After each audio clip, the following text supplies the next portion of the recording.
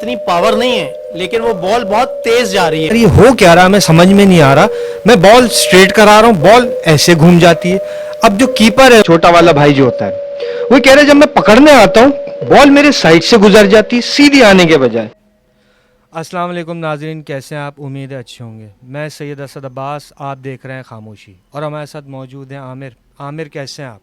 मैं ठीक, आप बताएं असद भाई, आप कैसे हैं? अल्लाह का शुक्र है। तो असद भाई आज आप क्या सुनाने वाले हैं? आमिर, अमेरिका से हमसे शेयर की रिमशा ने, अमेरिका शिकागो से। अमेरिका शिकागो से रिमशा ने जो आपसे स्टोरी शेयर की है, आप उस पर बात कर रहे हैं? उस पर ठीक है, बहुत ही ज़बरदस्त स्टोरी है। बड़ा मज़ा आने वाला है आज ये स्टोरी पे बात करते हुए। तो नाजरीन, जिसने हमारा चैनल सब्सक्राइब नहीं किया वो चैनल को सब्सक्राइब कर दे और बेल आइकॉन ऑन कर दे, ताकि हमारी तमाम आने वाली नई वीडियोस आप तक टाइम टू टाइम पहुंच सकें। तो चलते हैं अब स्टोरी की तरफ। जी असद भाई। आमिर, स्टोरी कुछ इस तरीके से है। रिमशा की फैमिली जो है वो, ये लोग पिकनिक पे जाते हैं, और जब ये लोग सी साइड पे पहुंचते हैं तो वहाँ पे फिर ये लोग कपड़ा वगैरह बिछाते हैं, वहाँ बैठते हैं, बातें बातें कर रहे होते हैं। तो ये तीनों बहन भाई मिलके कहते हैं चलो आओ क्रिकेट खेलते हैं। जी। क्रिकेट के लिए फिर ये लोग अपने जाते हैं, अपनी विकेट वगैरह लगाते हैं, अपनी प्लेसिंग पे आ जाते हैं तीनों बहन भाई। अब क्या होता है कि जो इनका बड़ा भाई होता है वो कहता है चलो मैं बॉलिंग साइड पर आता हूँ, और अपनी सिस्टर को ये बैटिंग साइड पे दे देते हैं। छोटा वाला जो भाई है वो कीपरिंग की तरफ आ जाता है, वो कीपर बन जाता है। अब पहली बॉल कराई जाती है। नॉर्मली वो, तुम्हें पता है नॉर्मली लड़कियों को इतना अच्छा खेलना नहीं आता, तो वो ऐसी हवा में बैट घुमा दिया, लेकिन बॉल, अब हाँ, अब जब दूसरी बॉल कराई जाती है, अब जो उनका बड़ा भाई है जो बॉलिंग साइड पर है, वो ये सोच रहा है कि यार मैं बॉल बिल्कुल स्ट्रेट फेंक रहा हूँ, क्योंकि उनकी बहन खेल रही है वो वैसी इतना हल्का हाथ, जैसे सीधा हाथ नहीं किया जाता। अब वो जब वो दूसरी बॉल कराता है, वो बॉल सीधी जाते जाते घूम जाती है। फिर वो तीसरी बॉल कराता है, सीधी जाते जाते फिर घूम जाती है। अच्छा, वो घूम तो रही है बॉल, लेकिन वो कीपर के हाथ में भी बॉल नहीं आ रही। यानी कि कीपर जो बॉल पकड़ने जा रहा है उसके हाथ में भी नहीं आ रही। उसके हाथ में भी नहीं आ रही, कीपर को भी क्रॉस करके जा रही है। बड़ी इंटरेस्टिंग बात है ये तो। अब ये 3-4 दफा ये होता है, ये लोग बैठ जाते हैं एक जगह। वो कहते हैं यार ये हो क्या रहा, मैं समझ में नहीं आ रहा। मैं बॉल स्ट्रेट करा रहा हूँ, बॉल ऐसे घूम जाती है। अब जो कीपर है, छोटा वाला भाई जो होता है, वो कह रहे जब मैं पकड़ने आता हूँ बॉल मेरे साइड से गुजर जाती है सीधी आने के बजाय। तो नाजरीन, आप एक दफ़ा आयतल कुर्सी पढ़ लें, ठीक है, और बच्चे इस शो को ना देखें। इस स्टोरी में बहुत ज़्यादा सस्पेंस है। जी असद भाई। अब ये लोग फिलहाल कहते हैं कि चलो, बड़ा भाई कहता है कि मैं बैटिंग साइड पर आता हूँ, अपनी सिस्टर को वो दे देते हैं बॉलिंग साइड पे आ जाओ। अब इनकी सिस्टर जो है वो ऐसी खड़े होके बॉल फेंक देती है। अब बड़ा भाई जो है, जो बैटिंग साइड पर होता है, वो शॉट जैसी शॉट मारता है, बॉल आगे की तरफ जाने के बजाय बैक साइड पे जाती है। और बैक साइड पे जहाँ ये बॉल जाती है, अब जाहिर सी बात है कि वो रन ले रहा है बड़ा वाला भाई, और छोटा वाला भाई जो कीपरिंग पे है वो बॉल के पीछे भागता है। ओके। जैसे ही वो बॉल को पकड़ता है, उसको कोई धक्का मारता है। जैसे ही उसको धक्का लगता है, वो सीधा जो बड़े बड़े पत्थर सी साइड पे पड़े होते हैं उनसे जाके टकरा जाता है। जैसे हॉक्स पे बहुत बड़े बड़े पत्थर पड़े हुए होते हैं। थोड़ी देर ये लोग ब्रेक ले लेते हैं, उसके हाथ में बहुत जोरदार चोट आती है। तो उस वक्त ताज़ी चोट थी, इसलिए उसको पता नहीं चला। उसके बाद फिर वो दूसरी बॉल कराती है, तीसरी कराती है, फिर छठी सातवीं बॉल पे क्या होता है, वो बॉल दोबारा पीछे आती है, और आमिर बॉल उसी जगह पर जाती है जहाँ पहले गई थी। जहाँ पहले गई थी, और उनके छोटे भाई को उसी तरीके से धक्का लगता है। और अब जो धक्का लगता है वो इतना खतरनाक लगता है कि उसका सर जाके उन पत्थरों पे जाके लगता है। ओ, जैसी लगता है वो ऑन स्पॉट मर जाता है। बच्चा ही मर जाता है? बच्चा मर जाता है, उनका जो छोटा वाला भाई है वो ऑन स्पॉट मर जाता है। ऐसा क्या था असद भाई वहाँ पे? ऐसे जो उसको पहले धक्का लगा फिर धक्का लगा तो बच्चे की डेथ हो गई? आगे पता चलेगा क्या होता है। अब ये लोग इसको उठा के हॉस्पिटल लेकर आते हैं। हॉस्पिटल में डॉक्टर देखते ही कह देता है कि एक्सपायर हो चुका है, डेथ हो गई है इसकी। फिलहाल बहुत रोना धोना होता है हॉस्पिटल के अंदर। तीनों बहन भाइयों में बहुत प्यार था, बहुत मोहब्बत थी। फिलहाल इसको हॉस्पिटल से लेकर आते, इसकी तदफीन का फिर ये लोग सारा इंतज़ाम करते हैं इसको दफनाने के लिए। फिर ख़ानदान के सारे लोग जमा होना शुरू हो जाते हैं। अब خاندان میں اور ادھر ادھر لوگ کہہ دیتے ہیں ہم لوگ پکنک پہ گئے تھے اور گرا تھا، اس کو اس طریقے سے چوٹ لگ گئی. اب جو دونوں بہن بھائی ہیں وہ کسی کو نہیں بتا رہے کہ ہوا کیا تھا، کیونکہ ان دونوں کو پتہ چل گیا تھا.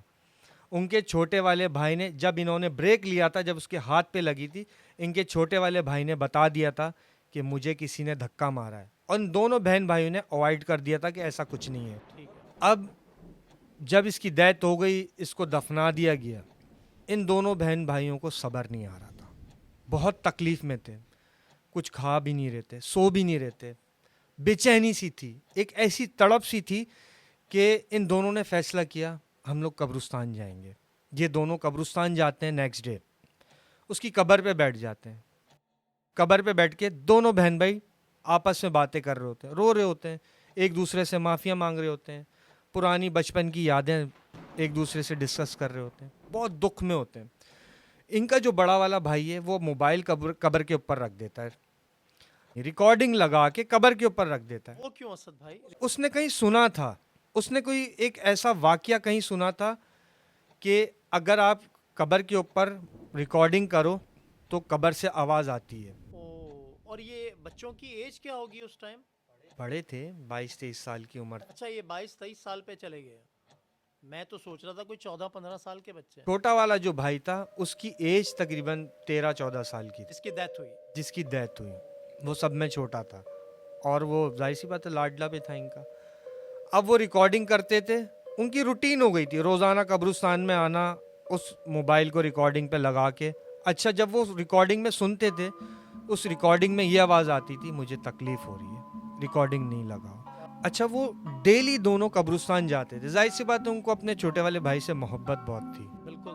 اور تکلیف بھی ان کو بہت تھی، اور صدمہ بھی ان کو بہت زیادہ لگا ہوا تھا. یہ تو بہت بڑا صدمہ تھا اسد بھائی. اچانک آپ پکنک پہ گئے ہوں گھومنے پھرنے کے لیے، اور آپ کے ساتھ اتنا بڑا حادثہ ہو جائے، اور گھر کا جو لاڈلا بچہ ہو، سب سے چھوٹا بہن بھائی تو لاڈلے ہی ہوتے ہیں. اتنا بڑا صدمہ تھا، تو میرے خیال سے اس سے نکلنے میں سالوں لگ جائیں گے آپ کو. اب سنو ہوا کیا آگے. اب وہ قبر کے اوپر ریکارڈنگ کرتے تھے اور گھر آ کے سنتے تھے، اور جب وہ سنتے تھے اس ریکارڈنگ میں صرف ایک آواز آتی تھی، تم لوگ موبائل کی ریکارڈنگ مت کرو مجھے تکلیف ہو رہی ہے، تم لوگ ریکارڈنگ مت کرو مجھے تکلیف پہنچ رہی ہے. اسی کی آواز آتی تھی ان کے چھوٹے بھائی کی. وہ قبر میں سے آواز آتی تھی، لیکن اس موبائل سے پتہ چلتا تھا ان کو، لیکن دماغی توازن دونوں کا خراب ہو چکا تھا. لڑکی اور لڑکے کا دماغی توازن خراب ہو چکا تھا. بھائی کی موت کا صدمہ ان کو ایسا لگا کہ وہ دماغی توازن دونوں کا خراب ہو چکا تھا. وہ قبر کے اوپر موبائل رکھ کے ریکارڈنگ کرتے تھے اور گھر آ کے سنتے تھے. پھر کچھ دن گزرتے ہیں، کچھ دن کے بعد قبر کی بیک سائڈ سے ایک آواز آتی ہے کہ تم لوگوں کی بھائی کی موت خود تم لوگ ہو اور تمہارا بھائی ہے. اب وہ دونوں ڈر جاتے ہیں. یعنی کہ وہ آواز ان کو کہتی ہے آپ کے بھائی کی موت کا ذمہ دار آپ لوگ خود ہو. آپ لوگ خود ہو اور آپ کا چھوٹا والا بھائی ہے، کیونکہ جس جگہ تم لوگ کرکٹ کھیل رہے تھے وہاں میرے بچے بھی کھیل رہے تھے. تمہارے بھائی نے 2 دفعہ میرے بچوں کو ہٹ کیا اور تیسری دفعہ میں میرے بچے کی جان لی. اسی وجہ سے میں نے تمہارے چھوٹے والے بھائی کی جان لی. دونوں بہن بھائی جب وہ دیکھتے ہیں کہ وہ شخص جو ہے وہ ایک جن ہوتا ہے جو ان کو یہ سب بتا رہا ہوتا ہے. اور وہ جن ان کو نظر بھی آ رہا ہے. جن نظر بھی آ رہا ہے. نظر بھی آ رہا ہے قبرستان میں. ہاں نظر آتا ہے. وہ باقاعدہ اپنا محسوس کراتا ہے، اور وہ باقاعدہ آ کے کہتا ہے کہ تم نے میرے بچوں کو مارا ہے، اس لیے میں نے بدلہ لیا ہے. ان بچوں کا تو دماغی توازن تو بہت خراب ہو چکا تھا، اور میں حیران ہوں جن ان کے سامنے حاضر ہو گیا. جب وہ ظاہر ہوتا ہے ان دونوں کے سامنے، ان دونوں بہن بھائیوں کے سامنے، وہ تو دیکھ کے ہی ڈر جاتے ہیں. وہ ویسے ہی بیچارے اپنے بھائی کے صدمے میں دماغی توازن کھو چکے تھے، اور جب وہ اس جنات کی وہ بات سنتے ہیں اور جن کو دیکھتے ہیں وہ اور ان کی کنڈیشن خراب ہو جاتی ہے. کہ بے ہوش ہو گئے ہوں گے وہ لوگ. بے ہوش نہیں ہوئے، لیکن دماغی کیفیت ان کی بہت زیادہ ڈیمیج ہو چکی تھی. جیسے تیسے کر کے وہ گھر پہنچتے ہیں. گھر پہنچنے کے بعد کافی دن گزر جاتے ہیں. جب ان کے پیرنٹس ان کی کنڈیشن دیکھتے ہیں ان کو ڈاکٹر کے پاس لے کے جاتے ہیں. کافی ڈاکٹرز تبدیل کرتے ہیں، ان دونوں کو آرام نہیں ملتا. اور یہ جو آپ بات بتا رہے ہیں یہ ساری امریکہ کے ساحل کی ہے. امریکہ کی ساحل کی ہے، شکاگو کی. اور وہ اسٹوری جو شیئر کی ہے خود رمشا نے ہم سے شیئر کی ہے. تو جو رمشا ہے یہ پاکستانی ہے؟ پاکستانی مسلم ہیں اور یہ امریکہ میں رہ رہے ہیں. تو اسد بھائی یہ لوگ شروع سے ہی وہیں ہیں؟ ان کے والد صاحب تو شروع سے وہیں تھے, وہیں کے نیشنل ہیں. تو اسد بھائی فائنلی کیا ہوا؟ میں بتاتا ہوں نا فائنلی کیا ہوا. اب کیا ہوتا ہے کہ ان کے پیرنٹس ان دونوں کو پاکستان لے کر آ جاتے ہیں, کیونکہ ظاہر سی بات ہے وہاں پہ انہوں نے کافی علاج کروایا, بہت محنت کی, لیکن تھوڑا سا بھی فرق نہیں پڑتا ہے. میڈیسن کھا کھا کے ان کا اور بیڑا گرک ہو جاتا ہے. ظاہر ہے کوئی میڈیکلی مسئلہ تو تھا نہیں, ان کے ساتھ جو بھی مسئلہ تھا آپ کو پتہ ہے روحانی معاملات تھے, تو انہوں نے یہی سوچا ہوگا کہ پاکستان چلے جاتے ہیں. کیونکہ ڈاکٹرز ان چیزوں کو مانتے نہیں ہیں, تو انہوں نے بہتر سمجھا, ڈسکس کیا آپس میں کہ اب کرنا کیا ہے, کیونکہ ان دونوں کی تو کنڈیشن خراب ہو چکی ہے اور اب ویسے ہی ایک چھوٹا والا بیٹا ہے اس کو بھی ہم کھو چکے ہیں. یہ لوگ پاکستان لے کر آتے ہیں, اور پاکستان جب یہ لے کر آتے ہیں تو علاج کراتے ہیں, روحانی علاج کراتے ہیں, تو فرق پڑنا شروع ہو جاتا ہے. تو جو مسجد کے امام ہوتے ہیں ان کے پاس لے کے جاتے ہیں, وہ علاج شروع کرتے ہیں. ان کے علاج کے دوران وہ جن ظاہر ہو جاتا ہے جس جن نے ان کو ہٹ کیا ہوتا ہے, یعنی کہ جو ان کے ساتھ لگ گیا تھا. جو ان کے ساتھ لگ گیا تھا. اب وہ ظاہری طور پہ وہ کہتا ہے کہ میں ان دونوں کو نہیں چھوڑ سکتا کیونکہ انہوں نے میرے بچے کو مارا ہے. اب وہ امام صاحب کہتے ہیں کہ تم نے ان کے بچے کی جان لے تو لی ہے, اب ان دو کی جان چھوڑ دو. خیر کافی ٹائم لگتا ہے لیکن جان چھڑ جاتی ہے. تو یہ اسٹوری تھی. تو ناظرین کیسی لگی آج کی اسٹوری آپ کو؟ اور رمشا اگر آپ یہ ویڈیو دیکھ رہی ہیں تو آپ نے کامنٹ ضرور کرنا ہے. تو ناظرین سب سے پہلے ہمارے چینل کو سبسکرائب کر لیں اور بیل آئیکن کو آن کر دیں تاکہ ہماری تمام آنے والی ویڈیوز آپ تک ٹائم ٹو ٹائم پہنچ سکیں.